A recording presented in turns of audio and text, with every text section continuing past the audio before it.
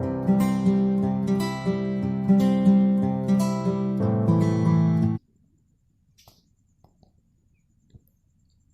Friends, welcome back to my channel Deep classes, जिसमें हमारा आज का टॉपिक है एक बच्चे के निरीह मन की खुली अभिव्यक्ति के कारण ही दीदी कहानी इतनी आत्र बनी है। अपने सुचिंतित विचार प्रस्तुत कीजिए। आज के वीडियो में हम इस क्वेश्चन के आंसर को जानेंगे, लेकिन उससे पहले अगर आप हमारे चैनल पर नए हैं या आपने अभी तक हमारे चैनल को सब्सक्राइब नहीं किया है तो इसे सब्सक्राइब कर लें, जिससे हमारे आने वाले वीडियो के सभी नोटिफिकेशंस आप तक पहुंच सके। साथ ही MHD से रिलेटेड अदर वीडियोस के लिए आप हमारे चैनल की प्लेलिस्ट में जाकर उन्हें देख सकते हैं। तो चलिए बिना देरी किए हम अपना आज का टॉपिक स्टार्ट करते हैं।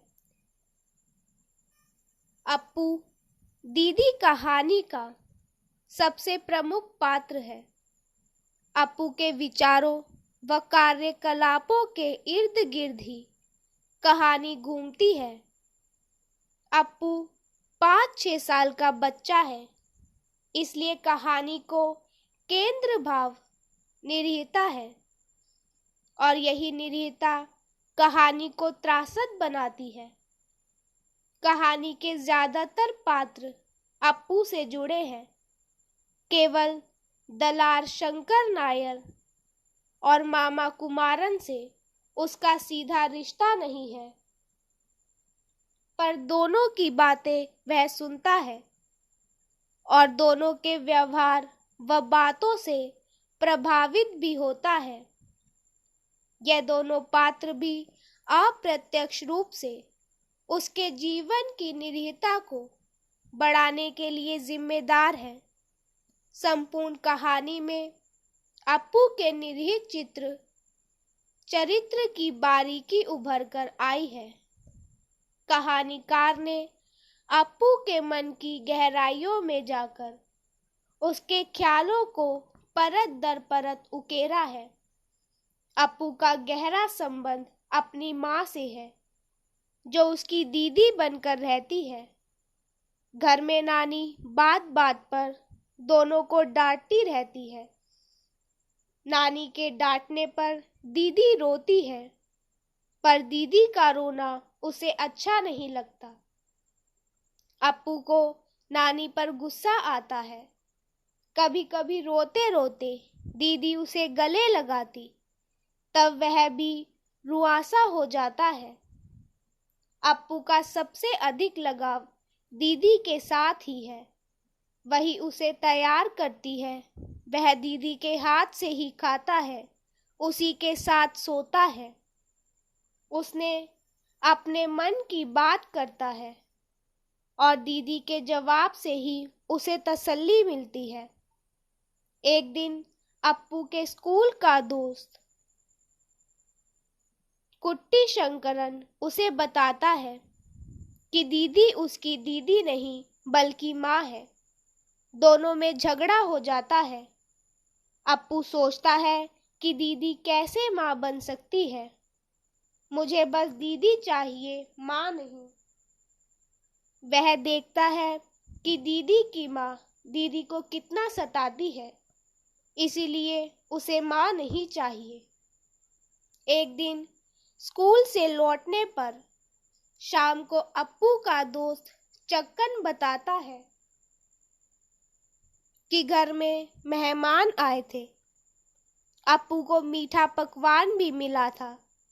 ऐसे ही एक दिन सुबह दीदी उसे जगाती है, नहलाती है, माड़ भात पिलाकर कपड़ा पहनाती है, नानी की बात मानने और नखरे मत दिखाने का अनुरोध करती है। दीदी अप्पू को छाती से लगाकर पुचकारती है, मेरे बेटे। फिर अप्पू से कहती है कि बेटे, तुम मुझे एक दफा माँ पुकारो। सुनकर अप्पू को अच्छा नहीं लगा और एकाएक पूछता है कि दीदी कैसे माँ होगी। दीदी उसे जवाब दिए बिना स्कूल भेज देती है। शाम को स्कूल से लौटने पर नानी ही अप्पू से बात करती है, अप्पू के पूछने पर समझाती है और दीदी के जल्द लौटने का आश्वासन देती है। अप्पू सोचता है दीदी उसे साथ लिए बिना बोले क्यों गई। उसे गुस्सा आया, यदि दीदी आए तो बात तक नहीं करेगा। वह खाए पिए बिना बाहर निकल जाता है। अप्पू को जी भर रोने की इच्छा हुई। अगर दीदी गेंद और मिठाई दोनों लाए तो क्या करना चाहिए, उसे संदेह होता है। ये सब स्थितियां एवं विचार अप्पू की अबोधता और निश्चल मन को दर्शाते हैं। बच्चा होने की वजह अप्पू यह समझ नहीं पाता कि दीदी की शादी होने वाली है। अप्पू की निरीहता और मासूमियत को जाहिर करते हुए ही कहानी समाप्त होती है कि दीदी भी कैसी पगली है। उसके दिल में यह उम्मीद है कि एक दिन जरूर दीदी गेंद और मिठाई के साथ आएगी। अपनी जिंदगी की त्रासदी से बच्चा बेखबर है। यही बात पाठकों के दिल में अप्पू के प्रति संवेदना जगाती है। एमटी ने कहानी में बाल मनोविज्ञान का अप्पू के माध्यम से सच्चा चित्र प्रस्तुत किया है।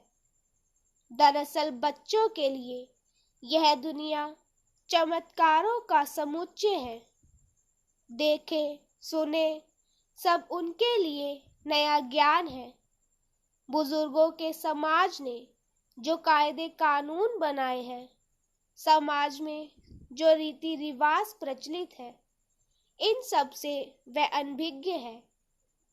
बच्चों के ख्यालों के आधार पर लिखी कहानी की यह सीमा हो सकती है कि उसमें उन्हीं बातों का चित्रण संभव है जो बच्चों के ज्ञान की सीमा के तहत आती हो। लेकिन एमटी ने इस दायरे को तोड़ा है। दीदी कहानी इसका ज्वलंत उदाहरण है। इसमें 5-6 साल के बच्चे के चरित्र की सारी बातें उभरी है। इसी के साथ उसके ही दृष्टिकोण के जरिए दीदी व नानी की बातें व आचरण सहज रूप में अभिव्यक्त हो गए हैं। माँ होने के बावजूद दीदी बनकर रहने को विवश मालू का आत्म संघर्ष, बेबसी और निसहाय भाव अप्पू के जरिए ही प्रकट हुए हैं।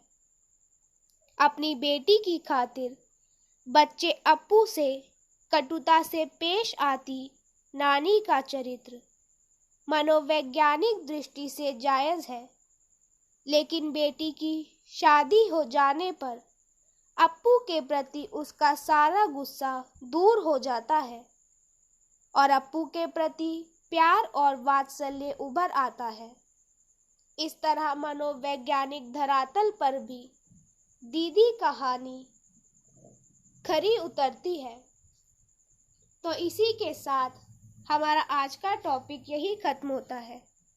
वीडियो पसंद आया हो तो वीडियो को लाइक एंड शेयर करें और हमारे आने वाले सभी वीडियो के नोटिफिकेशंस के लिए हमारे चैनल को सब्सक्राइब करें। Thank you for watching.